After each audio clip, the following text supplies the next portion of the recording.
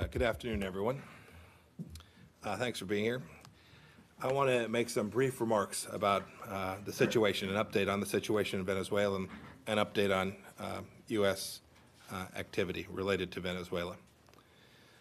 Over the past few days, Venezuelans have been thrown literally into darkness thanks to a massive electrical blackout. Patients awaiting treatment in hospitals are dying. Food is rotting. Telecommunications networks are entirely collapsing. It's worth spending just a minute on how we got here. Nicolas Maduro promised Venezuelans a better life in a socialist paradise. And he delivered on the socialism part, which has proved time and time again is a recipe for economic ruin. The paradise part, not so much. Just consider the facts. The World Bank ranks Venezuela's business environment 188th out of 190 countries. Only Somalia and Eritrea are worse. The United States did not do that. The expropriations of land and industry and an end to the rule of law did that. Agriculture production is down 70% since 2006.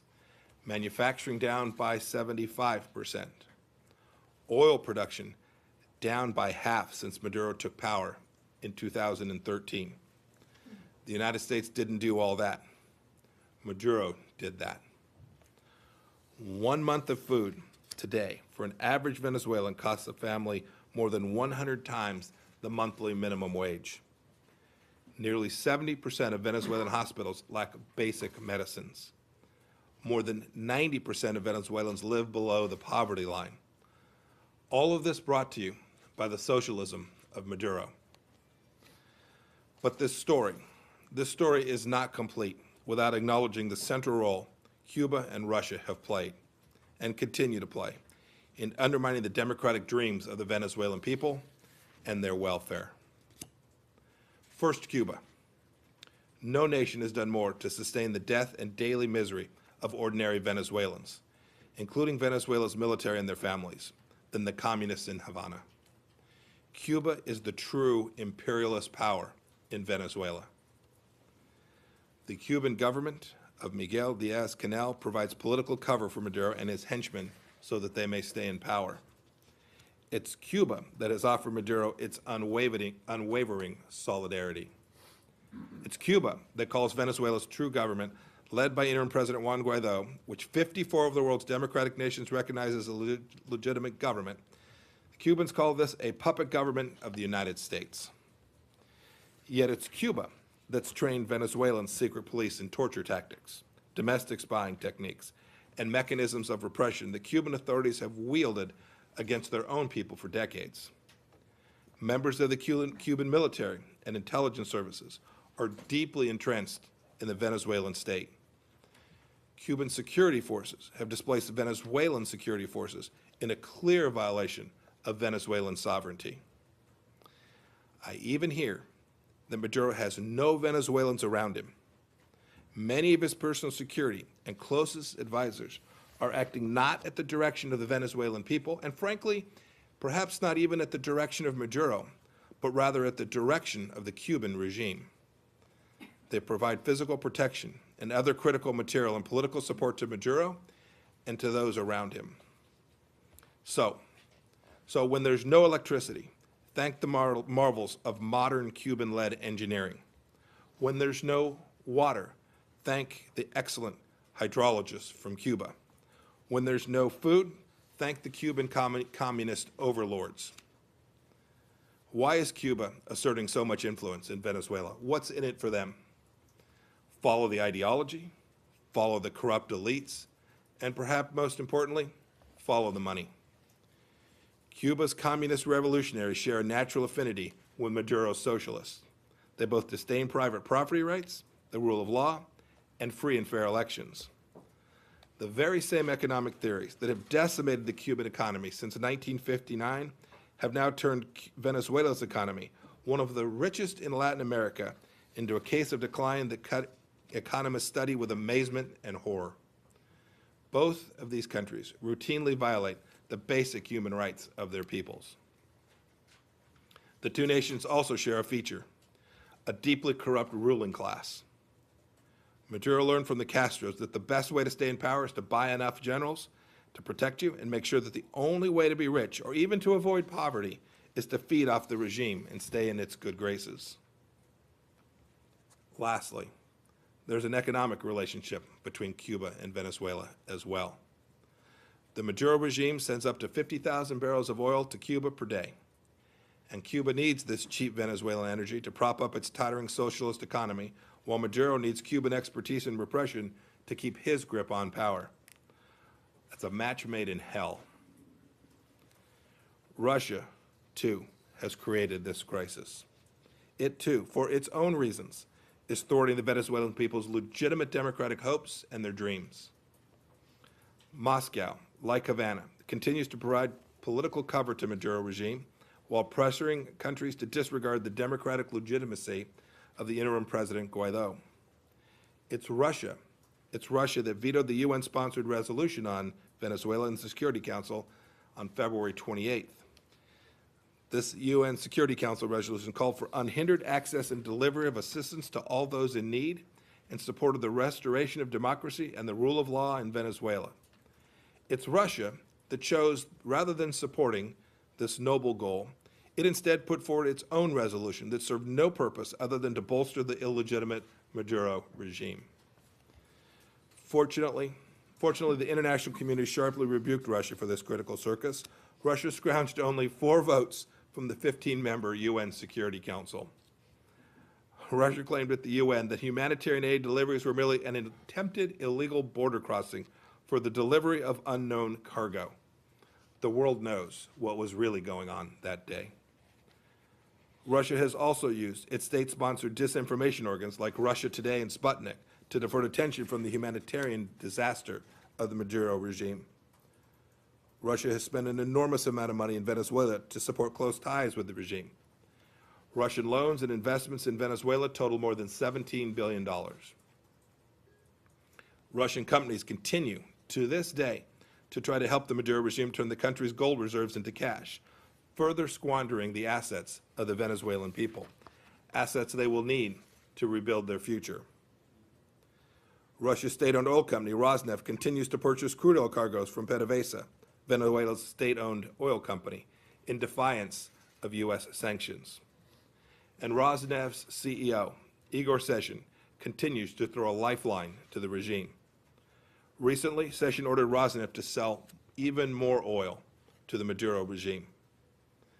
You'll recall that PDVSA was once known as the crown jewel of the Venezuelan people. PDVSA is today now a personal ATM for the Maduro regime and for Russian oligarchs and kleptocrats.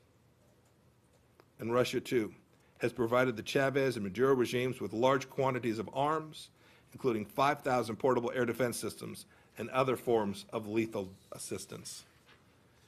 The Kremlin is standing with its Venezuelan cronies against the will of the people of a sovereign nation to protect a Moscow-friendly regime. It's worth taking just a moment to compare Cuba and Russia's malign actions with what the United States has done. The United States has recognized Juan Guaido as the legitimate president of Venezuela and used diplomacy to convince other countries to do the same. Today, over 50 nations have made this proper choice and formally recognized Juan Guaido. We've given more than $195 million to help Venezuelan refugees, including $152 million worth of humanitarian assistance and $43 million in economic and development assistance. We've made sure that wealth derived from Venezuela's precious resources goes to the people instead of lining the pockets of the Maduro mafia. The United States has revoked more than 250 visas for individuals responsible for undermining Venezuela's democracy and those who benefit from the regime's corruption. And just today, we sanctioned a Moscow-based bank jointly owned by Russian and Venezuelan state-owned companies that is helping perpetuate the misery in Venezuela by doing business with PDVSA. The nations that support Maduro are, by the nature of this illegitimate regime, carrying out the very foreign interventionism of which they accuse others. Today, the United States is drawing a clear line between those who aid the forces of repression and those who give life to the Venezuelan people's democratic dreams. There is no ambiguity here. about the truth. Thank you. Happy to take a couple questions. Okay, so we have time for two questions. Let's go Associated Press, Matt Lee. Thank you, Robert. Yes, Thank you, sir. Mr. Secretary. Matt? Hope you have a good trip to Texas tomorrow. Thank you. You mentioned that Russia was able to get only 4 out of 15, but 4 votes in favor of this resolution of the Security Council. But there are other people who point out that you've only gotten 54, or Interim President Guaido has only got 54 countries out of 195 or so in the General Assembly. You know, we're talking roughly about the same. So, are you satisfied with the pace of the momentum behind Guaido and his leadership? And secondly, you said follow the money when you were talking about Cuba, follow the ideology, and then mentioned oil. But there are a lot of people, you will probably call them conspiracy theorists out there, who say follow the oil, right? And say that this is all the U.S. trying to get Venezuela's oil. And so I want to ask you, is this about the U.S. getting Venezuela's oil? And did the U.S. have anything to do with the power outage? So let me try and take those in reverse chronological order. With respect to the power outages, those are a direct result of years and years of neglect to the Venezuelan energy system. You can talk to any international energy expert, they've seen it. The system has had problems for an awfully long time. Their ability to get it back online has always proven difficult. And over the past several years, it's gotten worse. And that was the cause of the blackouts that have taken place. And my guess, knowing a little bit of engineering, will continue to take place. Second question was, what Matt, remind me what the second one was. The first one was about, were we satisfied with oil? We're trying to get the oil for the Venezuelan people. Not for the Venezuelan people. We are attempting to restore basic rule of law, transparency, democracy, and the wealth that sits in the property basin of Venezuela is for the Venezuelan people. And then the pace of And the pace of, the first question is the pace of change.